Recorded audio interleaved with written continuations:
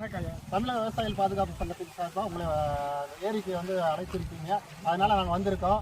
அதனால இந்த ஏரியோட சுற்று வட்டார மக்களை பற்றியும் இந்த வறட்சியாக எல்லா பக்கமும் காவேரியில் பார்த்தீங்கன்னா வீணாக கடலில் கொண்டு இந்த தண்ணி வந்துட்டு இருக்கு. அங்கேருந்து ஒரு 18 கிலோமீட்டர் தூரம் தான் இருக்குது. ஆனால் அரசு இங்கே ஒரு பக்கத்து மாநிலங்கள் போல கர்நாடகா, ஆந்திரா, கேரளா போல ஒரு மின்சக்தியில் இயங்கக்கூடிய நீரேற்று பாசனம் மூலயமா இந்த ஏரியை நிரப்புறதுக்கு காலதாமதம் ஏற்படுது. அது மட்டும் இல்லாமல் கலைஞர் நின்று முதல் செவிச்ச தொகுதி இது. கலைஞருடைய 3 வாரிசுகள் பார்த்தீங்கன்னா 3வது தலைமுறையாக ஆட்சியில் இருக்காங்க. அவங்க வளர்ச்சியெலாம் நல்லா பெருசாக இருக்குது. ஆனால் இப்போதைக்கு இங்கே இருக்கக்கூடிய பஞ்சப்பட்டியில் நின்று செவிச்சு முதல்ல போன தொகுதி ஆரம்ப காலத்தில் எப்படி இருந்துச்சோ அதை காட்டி இன்னும் கீழமாக போயிட்டு இருக்கு. அப்போ கூட முன்னாடி மழை பெஞ்சிச்சு. இன்னைக்கு பார்த்தீங்கன்னா மழையே இல்லை. 25 ஆண்டுகளாக மழை இல்லாமல் பருவநிலை மாற்றதுனால ரொம்ப வறட்சியாக தெரியுது. அதுக்காக நீங்கள் இந்த ஏரியாவிலே இருக்கிறீங்க. அதனால இந்த ஏரியை பற்றி வரலாறையும் இந்த ஏரியினால என்ன இப்போ நடந்துகிட்டு இருக்கு அந்த சூழ்நிலையை கொஞ்சம் எங்களுக்கு விளக்கமாக சொன்னீங்கன்னா நல்லாயிருக்கும். விவசாயிகளுக்கு நன்றி. நான் 15 வயசுலேருந்து இந்த ஏரிக்காக போராடிக்கிறேன். ஆனால் பல்வேறு போராட்டங்கள் நடத்திருக்கிறேன். ஆனால் அரசு எந்த விதமான செவிசாய்க்கவில்லை. அரசு அதிகாரிகள், காவல்துறை அதிகாரிகள் எனக்கு பாதுகாப்பு கொடுத்தாங்க. என்னுடைய கோரிக்கையை பரிசீலனை செஞ்சாங்க. ஆனால் மேல் இருக்கிற அரசியல்வாதி இதை பற்றி நினச்சிக்கவே கிடையாது. கலைஞர் 1957 நின்ற காலத்தில் ஏரியில் நின்று ஏரியில் ஓய்வு எடுத்திருக்காரு. ஆனால் பஞ்சப்பட்டி ஏரிக்கு தண்ணி விடுறதாக சொல்லியிருக்காரு அவர். அதனால் குடவனார் திட்டம் திட்டாங்க. அதனால் தண்ணி வருமானு பார்த்தோம். அதுக்கு மேலே அந்த ஆள் போய் படுத்துக்கிட்டாரு. அதுக்கு பின்னாடி இப்போ வந்தான்னு சொன்னால் ஒரு ஸ்டாலின் ஒரு 5000 மக்கள் இங்கே கூடியிருந்தாங்க. அவங்க தேக்கி அதுக்கு பின்னாடி இந்த ஏரியில் இதே இடத்துல நின்று நான் செய்த உடனே மொத்த வேலை தமிழ்நாட்டில் இந்த வேலை தான் அப்படின்னாரு. எந்த வேலையும் நடக்கல. ஆட்சியும் போகுது. என்ன ஒன்றுமே அரசாங்கத்தால் எந்த இதுவுமே செய்ய கிடையாது. அதாவது அதிமுக ஆட்சியில் எடப்பாடியை 10 லட்சம் ஒதுக்குனாரு. இவங்க 20 லட்சம் ஒதுக்கிருக்காங்க. எந்த இதுவுமே அந்த டிபார்ட்மெண்ட்டுக்கு போக கிடையாது. எந்த இதுவுமே போக கிடையாது. ரொம்ப பேச்சளவில் தான். தமிழக விவசாயிகள் பாதுகாப்பு சங்கத்தின் சார்பாக நடந்த விவசாயிகள் குறைதீர்ப்பு நாளில் நாங்கள் மனு கொடுத்துருக்கோம். மனு கொடுக்கும் போது 20 லட்சம் ரூபா திட்ட வடிவமைப்புக்கு ஒதுக்கியிருக்கேன்னாங்க. அந்த 20 லட்சம் ரூபா நீர்வளத்துறை அதிகாரிகளுக்கு இன்ன வரைக்கும் அரசாணையாக தமிழக அரசு கொடுக்காம இருக்குது. நாங்கள் நீர்வளத்துறை அதிகாரிகளை சந்தித்து கேட்கும் போது அவங்க திட்ட வடிவமைப்பு பேப்பர் வடிவத்தில் தான் இருக்குது, எங்களுக்கான அதிகாரங்களை அவங்க கொடுக்கல தமிழக அரசு அப்படின்னு சொல்லிட்டு இருக்காங்க. இது இப்படியே காலகாலமாக மக்களையும் வாக்கு செலுத்தி வாக்குகளை பெற்று போயிட்டு அரசாணையில் ஏறின ஒரு பாடு இங்கே இருக்கக்கூடிய மக்களை மறந்து இது மாதிரி செயல்படுறத இங்கே இருக்கக்கூடிய மக்கள் எப்படி என்ன நினைக்கிறாங்க? மக்கள் ஏரிக்கு தண்ணி வந்தால் பரவாயில்லன்னு காத்துக்கிட்டு இருக்காங்க. அதுலாம் கோளாறு கிடையாது. வாக்குறுதி அவங்க நிறைவேற்ற மாட்டாங்கன்னா திமுக காரங்களே சொல்லிட்டாங்க. திமுக காரங்களே சொல்லிட்டாங்களா? திமுக காரர் ஒருத்தர் குளத்தில் முக்கியமான கேட்டேன் என் ஃப்ரெண்டு. சரிங்க. அந்த ஆளு சொன்னாரு, என்ன ஸ்டாலினுக்கு 2000 ஏக்கர் நிலம் கிடக்குது, இங்கே தண்ணி விடுற எலெக்ஷனுக்காக ஓட்டுக்காக சொல்லியிருப்பாரு. அவங்க அப்படின்னு சொன்னாரு. அவரு சொன்னாரு ஓட்டுக்காக சொல்லியிருப்பாரு, ஜெயிச்சுட்டு போனா அவ்வளோதான் ஐயா, இதை போய் ஸ்டாலினை போய் குறை சொல்லிக்கிட்டு இருக்கிறீங்க அப்படின்னு திமுக காரரே சொல்றாரு. ஐயா, இன்னொரு மக்கள் இடத்துல அவருக்கு கருத்து, கலைஞருக்கு பேனா சிலை கடற்கரையில் வச்சிருக்காங்க. ஆமா, அந்த பேனா சிலையை முதல் நின்று செவிச்ச தொகுதி இது. ஆமா, அந்த பேனா சிலையை இங்க ஒரு நீர்நிலை 1300 ஏக்கர் நீர்நிலை சென்டர்ல வச்சு அந்த பேனா சிலையை பொறுத்திருந்தா இங்க சுற்று வட்டார கூட 40 அவங்க இதெல்லாம் குளுத்தலை தொகுதியில் நின்றதாவே அவங்களுக்கு ஞாபகம் இல்லை. குளுத்தலை தொகுதியில் நம்ம அப்பா நின்று ஜெயிச்சு இந்த 5 வருஷம் நம்மளும் இருக்கிறான் நம்ம பூர்வீகத்துல அப்படிங்கிற எண்ணம் சுத்தமாவே கிடையாது. மக்களை எப்படி ஏமாத்தி ஓட்டு வாங்கணும், ஓட்டுக்கு 1000 ரூபா 500 ரூபா காசு கொடுத்தா எல்லாம் ஓட்டு போட்டுருவோம்டா அப்படின்ட்டு இன்னைக்கு தமிழ்நாட்டுல எல்லாருமே முடியாவே சுட்டு ஓட்டு வாங்கி செஞ்சிருக்காங்க. ஆனா எந்த வேலையும் நடக்கல.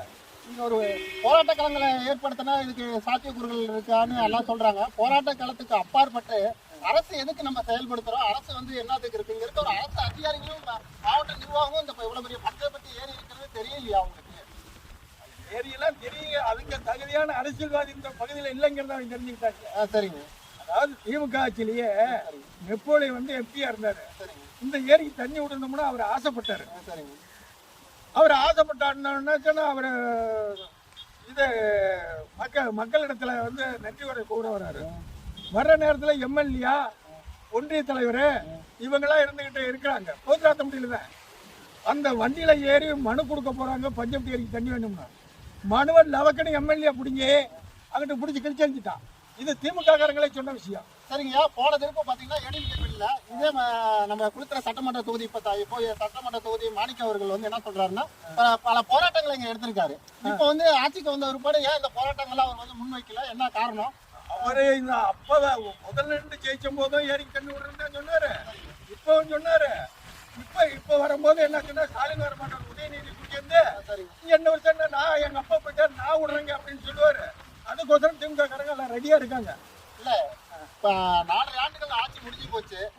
தேர்தல் வாக்குறுதி நாங்க முதல்ல பதவியேற்ற போதே வந்து இந்த பஞ்சப்பட்டி ஏரிக்கு நீரேற்று பாசனம் மூலமா மாயனூர் கதவணையில இருந்து கொண்டு வந்து தண்ணியை நிரப்பப்படும் அப்படின்னு சொல்லிட்டு சொன்னவரு.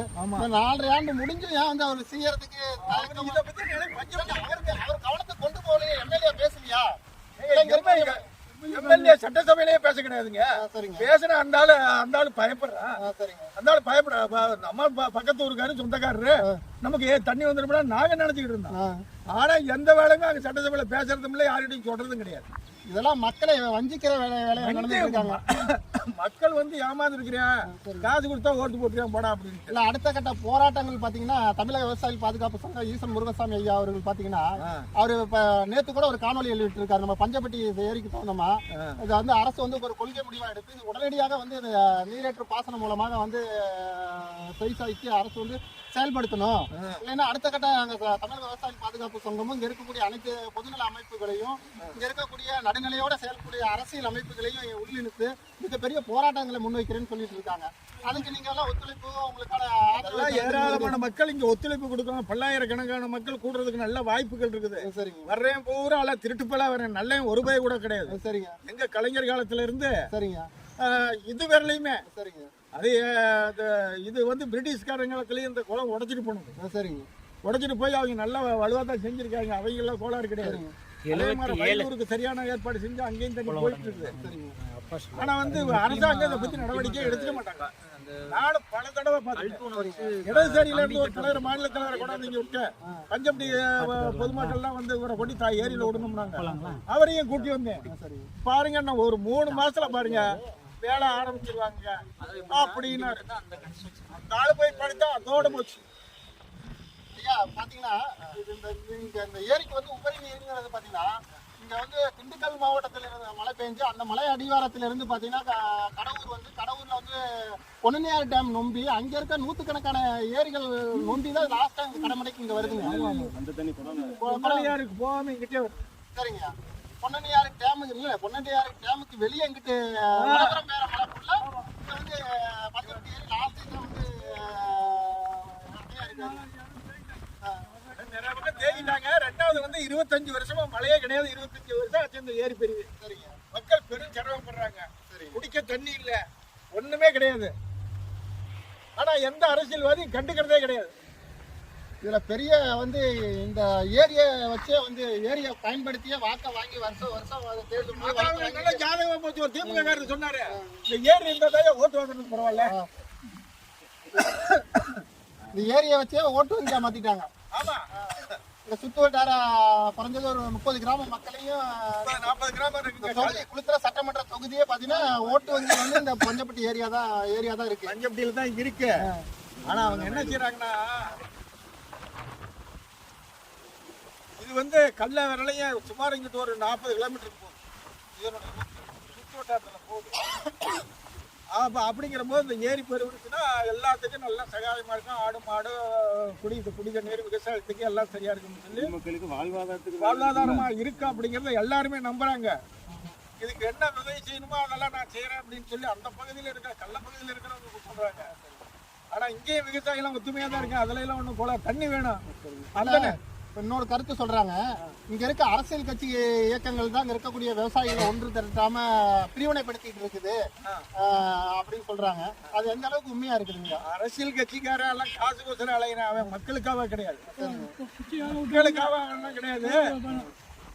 ஐயா, இப்ப இந்த பஞ்சப்பட்டி ஏரியில பாத்தீங்கன்னா இப்ப கருவேல மரங்கள்லாம் வந்து இப்ப அரசு வந்து நீர்வளத்துறை அலுவலர்கள் வந்து ஏலம் விட்டுருக்காங்க.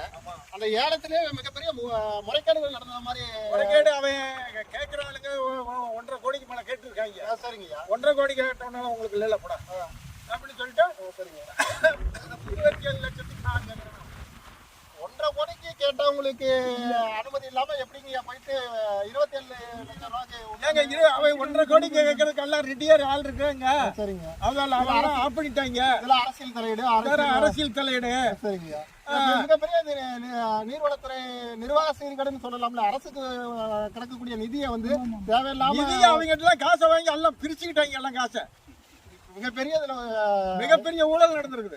இதெல்லாம் சாதாரண விஷயம் கிடையாது. சரிங்க. எல்லாரும் அவன் மந்திரியில இருந்து அவன் வந்து எனக்கு புள்ளன்னு சொல்லி ஆளை விட்டு வாங்கிட்டு எல்லாம் வீட்டு ஒரு பொதுப்பணித்துறை அதிகாரி சொல்றாங்க. இவ்வளவு பெரிய அரசுக்கு வந்து கவனம் செலுத்தாம இருக்காங்க. இருக்கக்கூடிய அரசு அலுவலர்களும் அரசியல்வாதிகளுக்கு ஜால்ரா பண்றவங்களும் ஜால்ரா அடிக்கிறவங்க ஒரே நேர்கோட்டில் பயணிக்கிறாங்க. மக்களுக்கான சிறந்த அரசு அலுவலர்கள், அரசு இயந்திரங்கள் செயல்படுது. மக்களுக்காக அதிகாரி எல்லாம் கிடையாது, பண்ண முடியாது. அதிகாரிகள் சரியில்லை. என்ன எப்படி? ஆனா ஒரு ரிட்டர்ன் ஆன அதிகாரி எனக்கு சொன்னாரு, பஞ்சவட்டி குளத்துக்கு எப்பவுமே தண்ணி வராது. என்ன காரணம்? என்னங்க இப்படி சொல்றீங்க அப்படின்னு. நீங்க என்ன முயற்சி பண்ணீங்க? இந்த சட்டசபையில தீர்மானம் நிறைவேற்றி அப்புறம் நிதி ஒதுக்கி அதுக்கு மேல டெண்டர் விட்டாலும் வேலை முடியும். ஒண்ணுமே அவங்க செய்ய மாட்டானுங்க. நீங்க மக்கள் என்ன செஞ்சீங்க? அந்த அதிகாரி கேட்டதுங்க. இல்ல, தமிழக விவசாயிகள் பாதுகாப்பு சங்கத்தின் சார்பாக திருச்சியில் இருக்கக்கூடிய திட்ட வடிவமைப்பு பொறியாளர்கிட்ட எல்லாத்தையும் பேசணும். சரி. இப்போ பேசும்போது என்ன சொல்றாங்கன்னா, அவங்க என்ன சொல்ல வராங்கன்னா, இது அரசு கவனத்துல நாங்களாம் வந்து இங்க இருந்து ப்ரொபோசல் அனுப்பிட்டோம்.